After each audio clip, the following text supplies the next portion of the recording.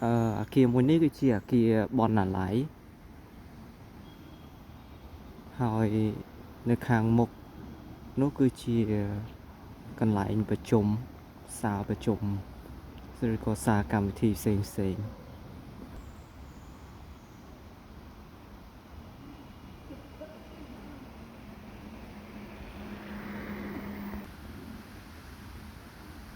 ខែត្រជាក់ចិត្តមកអញ្ចឹងស្លឹកឈើចាប់ផ្ដើមឈូសបដា